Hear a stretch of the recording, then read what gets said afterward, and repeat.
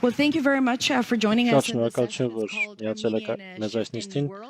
Վերնագին այսպեսին է Հայաստանը փոփոխվող աշխարհում եւ հիմա բեմ ենք հրավիրում Հայաստանի Հանրապետության վարչապետ Նիկոլ Փաշինյանին ձեր գերազանցություն, խնդրեմ համեցեք բեմ։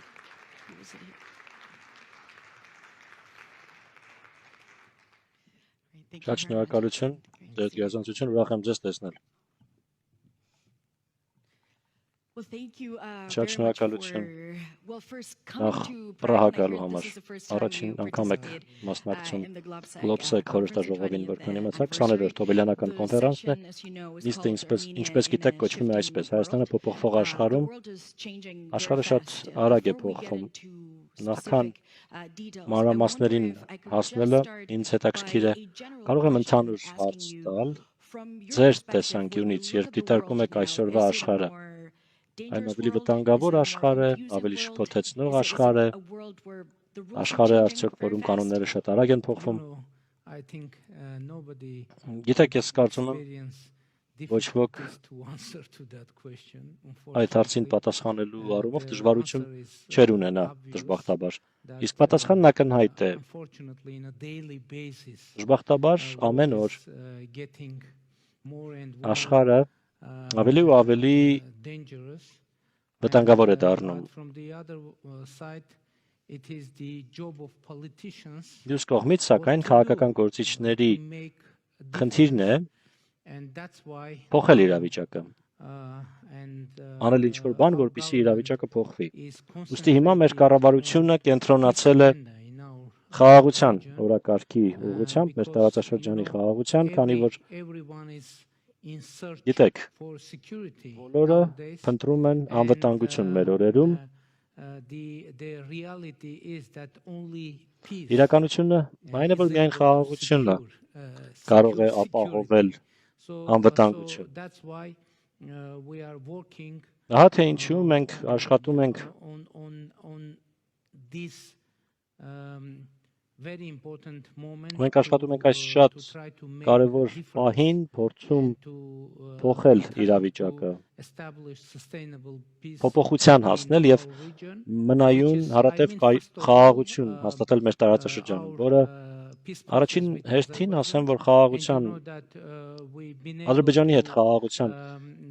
մեր գործընթացն է։ Գիտեք, որ մենք կարողացել ենք ավարտին հասցնել Ադրբեջանի հետ խաղաղության պայմանագրի բանակցությունները եւ այժմ պայմանագրի տեքստի նախագիծը համաձայնեցված է, սպասում է ստորագրման։ Ներկայումս մենք Ադրբեջանի հետ քննարկում ենք, թե ինչպես հասնենք այդ կետին եւ ստորագրենք, հետո նաև վավերացնենք պայմանագիրը։ Այդ գործընթացում ենք եւ հույս ունենք, որ կկարողանանք դա հնարավորինս շուտ անել։ Դուք ասացիք, որ Հայաստանի ուղերձը հիմա տարածաշրջանում հատկապես լինելու է խաղաղության եւ կայունության ուղերձ։ Դրանք են ձեր նպատակները, որոնց ձգտում եք հասնել։ Դուք արդեն նշեցիք խաղաղության պայմանագրի նախագծի մասին, որը կարողացել եք ապահովել, դա մարտին էր։ Իհարկե ժամանակն արագ է անցնում։ Ձեր կարծիքով, սակայն դուք վստահ եք արդյոք, որ ընթացքը ճիշտ ուղղությամբ է։ Ի վերջո նպատակը կատարման հասնելն է։ Գիտեք, հենց այն փաստը, որ մենք համաձայնեցրել ենք կոնկրետ նախագիծ, տեքստի նախագիծ, դա նշանակում է, որ դա կոնկրետ ձեռքբերում է։ Իհարկե անհրաժեշտ է դա նաև կյանքի կոչել, շարունակելով այս գործընթացը, ես ընդհանուր առմամբ այո համոզված եմ, որ մենք հասնելու ենք այդ կետին, քանի որ մենք կարողացել ենք շատ բաներ անել եւ կան կոնկրետ արդյունքներ, կոնկրետ ձեռքբերումների միջայլոց։ Դրան զուգահեռ անցյալ տարի մենք կարողացանք Ադրբեջանի հետ սկսել մեր սահմանազատման գործընթացը եւ ներկայումս սահմանի մոտ 12 կիլոմետրը սահմանազատված է, արդեն մեկ կարևոր նրբություն այստեղ կա։ Շատ շատերը շատ հորատես էին այդ հարցում։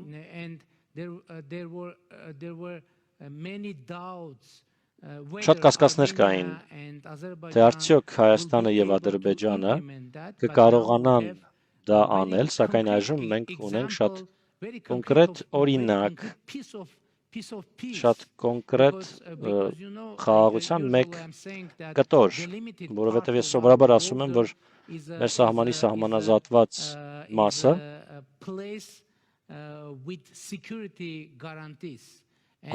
անվտանգության երաշխիքներով տարածք է, եւ դա իրականություն է։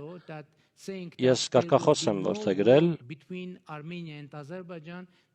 ասելով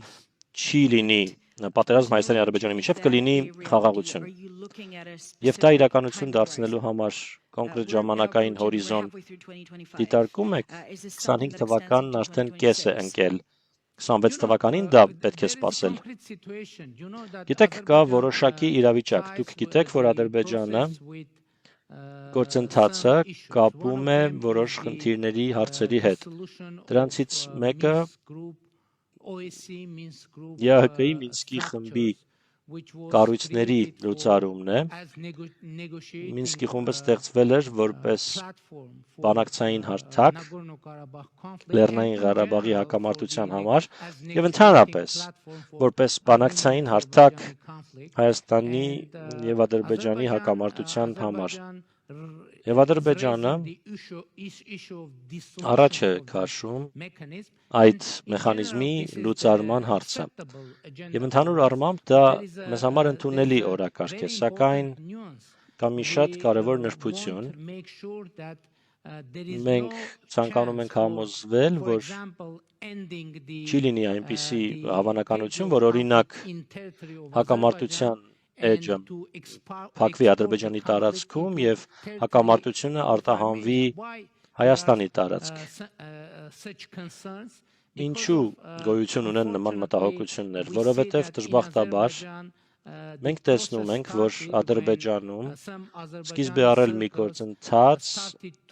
որում ադրբեջանական որոշ շրջանակներ սկսել են Հայաստանի Հանրապետության ինքնիշխան տարածքի մոտ 60%-ն անվանել Արևմտյան Ադրբեջան, որը շատ հավանական է, որ տարածքային պահանջ է Հայաստանի նկատմամբ, բայց ինչպես ենք մենք պատկերացնում ելքն այս իրավիճակից։ Մենք առաջարկում ենք ստորագրել խաղաղության պայմանագիրը եւ լուծարել Մինսկի խմբի կառույցները։ Ինչ վերաբերում է ժամկետին, ապա գիտեք, ես կարծում եմ, որ մենք պետք է փորձենք ապահովել ամենը, ի նկատի ունեմ խաղաղության պայմանագրի ստորագրումը եւ Մինսկի խմբի մեխանիզմի լուծարումը նախքան այս տարվա վերջ։ Մենք առնվազն կփորձենք դա անել, այսինքն նպատակն է նախքան տարվա վերջ, 25-ի տարեվերջ ցանկանում եք դրան հասնել։ Այո, իհարկե։ Եվ այժմ շատ հստակ ուղեցույց ունեք, կամ պատկերացնում եք խաղաղության պայմանագրի ստորագրումը, որոշ խնդիրների լուծում, որոնք ծագել են կամ կարող են ծագել, նաև ժամանակային հորիզոնը մատնացույց արեցիք, բայց դա իհարկե Հայաստանի տեսանկյունն է, եւ շատ հստակ ասացիք, որ մենք խաղաղության պետություն ենք, խաղաղություն ենք ուզում տեսնել, բայց ձեր քննարկումների մեջ Ադրբեջանի ղեկավարության հետ, իսկ ես գիտեմ, որ հանդիպեցիք Եվրոպական քաղաքական համայնքի ժողովի ընթացքում եւ քննարկելու ժամանակ ունեցաք, ինչքանով կարող եք բացահայտել առանձնազրույցների բովանդակությունը, բայց ինչ տպավորություն եք ստանում իրենց կողմից։ Դրական էր խոսակցությունը։ Մենք պայմանավորվեցինք, որ պիտի աշխատենք միասին այս թեմայի շուրջ, կան նրբություններ եւ իմիջիայլոց մենք աշխատում ենք այս ուղղությամբ, քանի որ դիվանագիտական հարաբերություններ դեռևս Ադրբեջանի հետ չունենք, բայց ունենք դիվանագիտական շփումներ, կոնտակտներ, եւ մենք աշխատում ենք, մենք փորձում ենք նրբությունները լուծել, բարձել։ Մեկ խնդիր է Ադրբեջանը բարձրացնում, որը կապված է իրենց այն ընկալման հետ, թե Հայաստանի սահմանադրության մեջ կան տարածքային պահանջներ ընդդեմ Ադրբեջանի։ Գիտեք, մեր ընկալումն այդ խնդրի ինչպիսին է, խնդրի, որը բարձրացնում է Ադրբեջանը։ Նախ եւ առաջ մենք փորձում ենք դա ընկալել որպես Ադրբեջանի կողմից հնչեցվող անկեղծ մտահոգություն եւ հենվելով այդ կետի վրա մենք Ինչ արձագանք ենք մենք ցուցաբերում։ Մեր արձագանքն հետևյալն է, որ կա միայն մեկ կառույց, մեկ հաստատություն, որը կարող է պաշտոնապես հայտարարել, թե Հայաստանի սահմանադրությունն ինչ է պարունակում եւ ինչ այն չի պարունակում Հայաստանի սահմանադրության մասին է խոսքը եւ բնականաբար դա մեր սահմանադրական դատարանն է։ Անցյալ տարի մի շատ կարևոր բան տեղի ունեցավ, Հայաստանը եւ Ադրբեջանը ստորագրեցին պատմության մեջ առաջին միջազգային փաստաթուղթը եւ դա սահմանազատման եւ սահմանագծման երկու կողմերի հանձնաժողովների համատեղ գործունեության կանոնակարգն էր եւ շատ կարևոր նշություն կա այստեղ։ Մի դրույթ կա, որի համաձայն Ալմաթայի 1991 թվականի հռչակագիրը այն հիմնարար սկզբունքն է մեր սահմանների, Ադրբեջանի սահմանների սահմանազատման համար։ Իսկ ինչ է Ալմաթայի հռչակագիրը։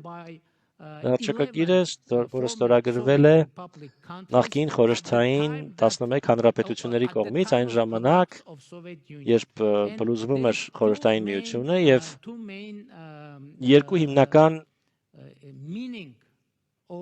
իմաստներ ունի Ալմաթայի հռչակագիրը։ Առաջինը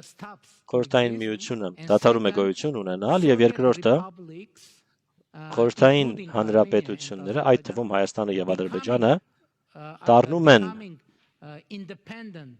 անկախ պետություններ, ճանաչում են միմյանց ինքնիշխանությունը եւ տարածքային ամբողջականությունը եւ այն ժամանակ գոյություն ունեցող սահմանների անխախտելիությունը։ Մեկ նշբություն էլ կա, որովհետեւ գիտեք, որ տևական է եղել հակամարտությունը։ Դրանից հետո 2022-ի հոկտեմբերի 6-ին Պրահայում Եվրոպական քաղաքական համայնքի գագաթնաժողովի շրջանակում Հայաստանը եւ Ադրբեջանը Ֆրանսիայի Եվրոպական միության մասնակցությամբ եւ ներկայությամբ որոշեցին ստեղծել որոշեցին լուծել երկրների միջև առկա խնդիրները Ալմաթիի հռչակագրի հիման վրա։ Ինչ է դա նշանակում։ Դա նշանակում է, որ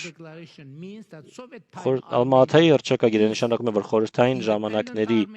Հայաստանը անկախ Հայաստանն է նույն տարածքով եւ խորհրդային ժամանակների Ադրբեջանն անկախ Ադրբեջանն է նույն տարածքով։ Ուստի դրանից հետո հիմա վերադառնանք այն կանոնակարգին, որը ստորագրվել է Հայաստանի եւ Ադրբեջանի կողմից, մենք մեր օրենսդրության համաձայն կանոնակարգն ուղարկեցինք մեր սահմանադրական դատարան, որը պիտի որոշեր այդ փաստաթղթի համապատասխանությունը մեր սահմանադրությանը։ Մեր սահմանադրական դատարանը որոշեց, որ այն ամբողջովին համապատասխանում է մեր սահմանադրությանը։ Իսկ դա նշանակում է, որ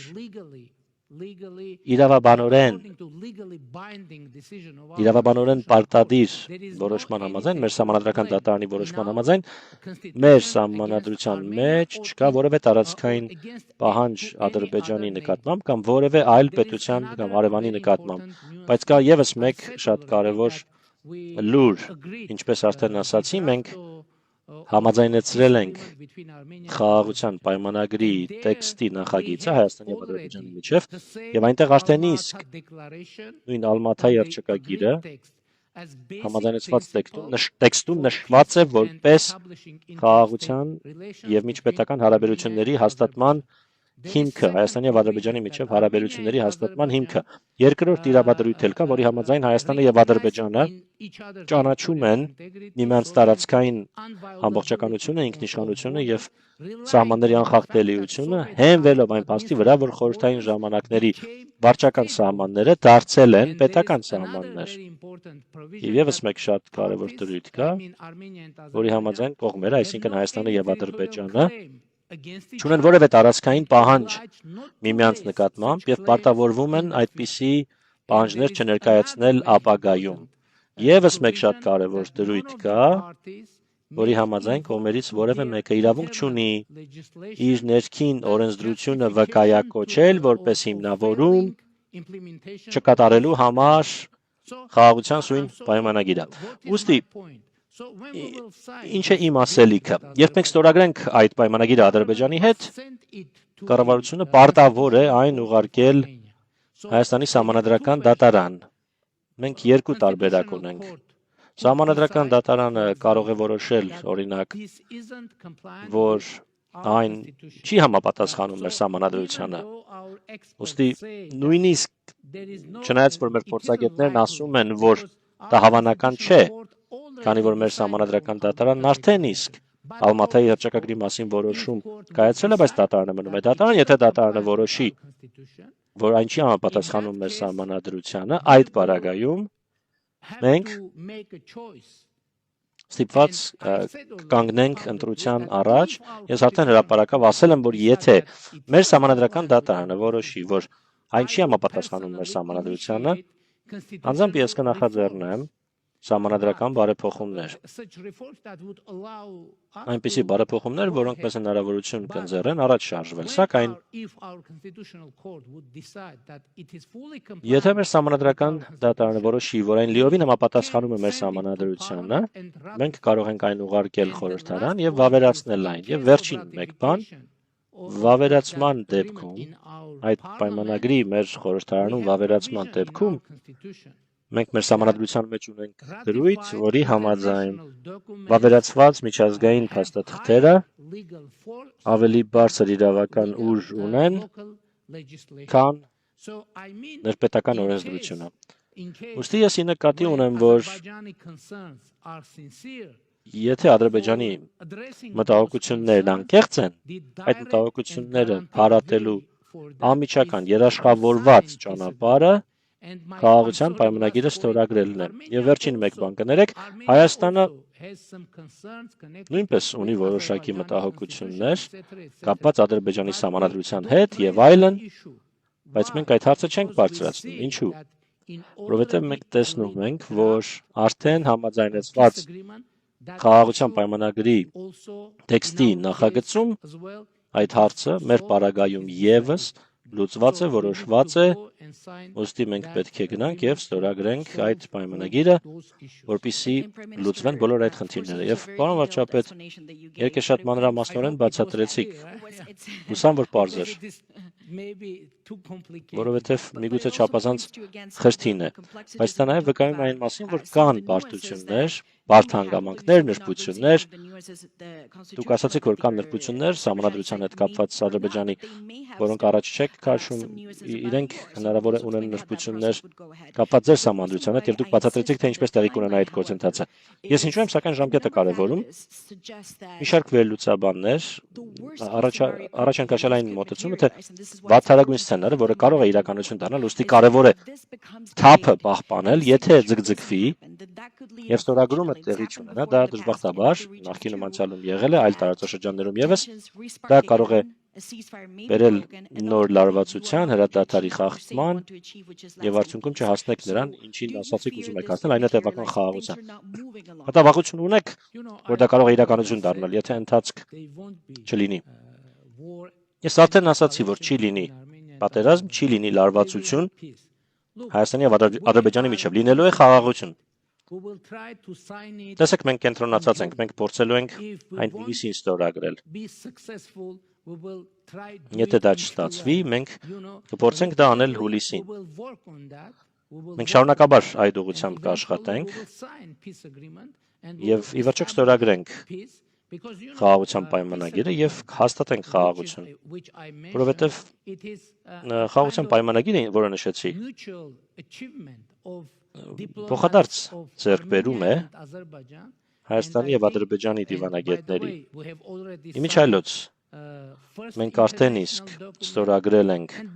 միջազգային առաջին փաստաթուղթը, իմիջայլոց վերջերս գիտեք ինչ տեղի ունեցավ։ Ադրբեջանը սատարեց Հայաստանի թեկնածությանը, որպեսզի Հայաստանը հյուրընկալի EPC Եվրոպական քաղաքական համայնքի մյուս Գագաթնաժողովը եվրոպական քաղաքական համայնքի ձևաչափը։ Ոմանք ասում են, որ շատ դրանով կապվում է Եվրամիության հետ եւ շատ օգտակար է այդ ձևաչափը։ Այո, դա կարևոր է։ Հայաստանը սատարեց Ադրբեջանի տեխնացությանը, որ վերջինս հյուրընկալի նույն գագաթնաժողովը 2028 թվականին։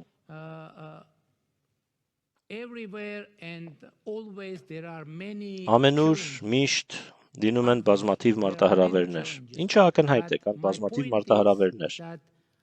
Բայց ասելիքս հետևյալն է. մենք արդեն իսկ հասել ենք մի կետի, որում մենք կարող ենք վստահ լինել, որ պատերազմ չի լինի Հայաստանի եւ Ադրբեջանի միջեւ, կլինի խաղաղություն։ Դուք շատ պարզ ասացիք դա։ Եվս մեկ շատ հետաքրքիր հանգամանք կա, որը ցանկանում էի ցուցադրել, միգուցե ցուցադրենք կադրերի մեջ միջին միջանցքի գաղափարը, որը շատ լայն ենթակառուցվածք է, որը կարող է հարավ-արևելյան Ասիան կապել ընդհուպ մինչև Եվրոպայի հետ։ Էկրանին միգուցե նկարները ցուցադրենք, որը շատ հետաքրքիր եք համարում դուք, իհարկե գաղտնիք չէ, որ տարածաշրջանում հաղորդակցությունը բարդ է, որոշ առումներով անգամ գոյություն ունի որոշ տեղերում, որը վարչապետ ինչու է սա ձեզ հետաքրքիր։ Եվ Գլոբսեքի համատեքստում ինչու է կարևոր, որ եվրոպական լսարանը դրա մասին իմանա։ Երբ մենք խոսում ենք տևական եւ մնայուն խաղաղության մասին, շատ կարևոր է որոշակի միջավայր ձևավորել, այսպես ասեմ, փոխկախվածությունների, փոխադարձ կախվածությունների, որի համար լավագույն գործիքը ենթակառուցվածքն է, ենթակառուցվածքներն են, տնտեսությունն է, տարանցիկ ուղիներն են, տարանցման ուղիներն են եւ այլն եւ այլն։ Հայաստանի կառավարությունը այսպիսի նախագիծ է մշակել, որը կոչվում է խաղաղության խաչմերուկ։ Գիտեք, որ մինչ օրս մեր 4 սահմաններից 2-ն ամբողջովին փակված են։ Ի նկատի ունեմ Թուրքիայի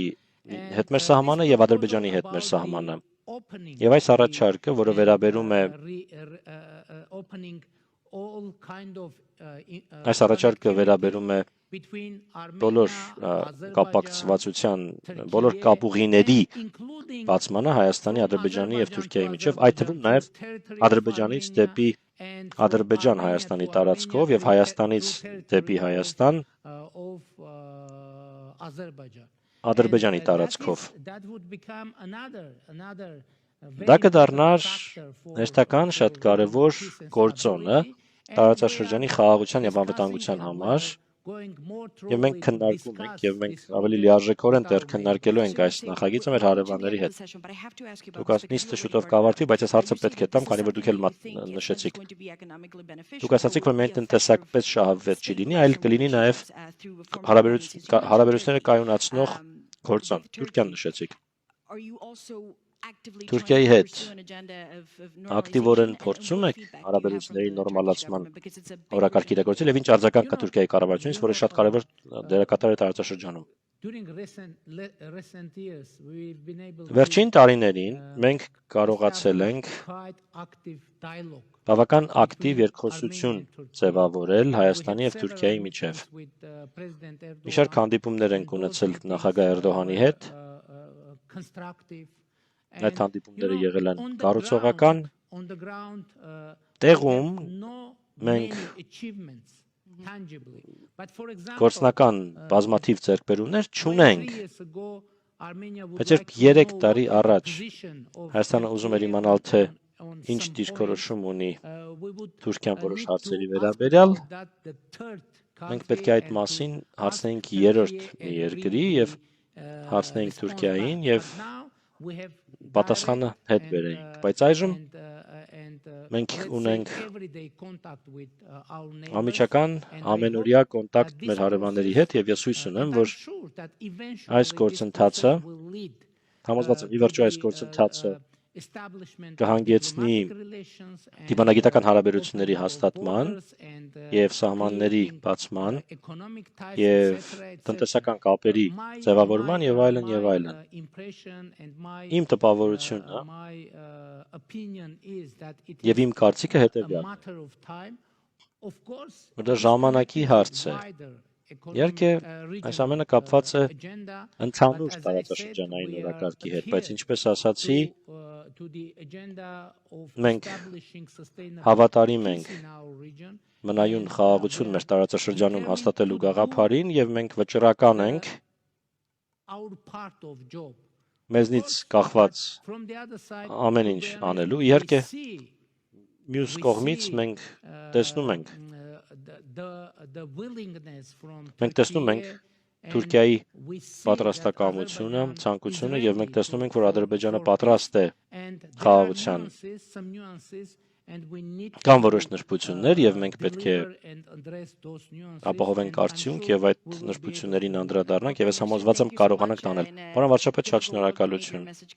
Բարդ աշխարհում դուք ձեր ուղերձը բարձ հաղորդեցիք, ուզում եք լինի հարաբերությունների նորմալացում, նորմալ դիվանագիտական հարաբերություններ եւ խաղաղության ուղերձով հանդես եկաք։ Շնորհակալ ենք ձեր ժամանակի համար եւ շնորհակալ ենք, որ եկաք Լոբսեք, հուսանք կրկին ձեզ տեսնել հաջորդ տարի, հաջորդ խորհրդաժողովին։ Շնորհակալություն, պարոն վարչապետ։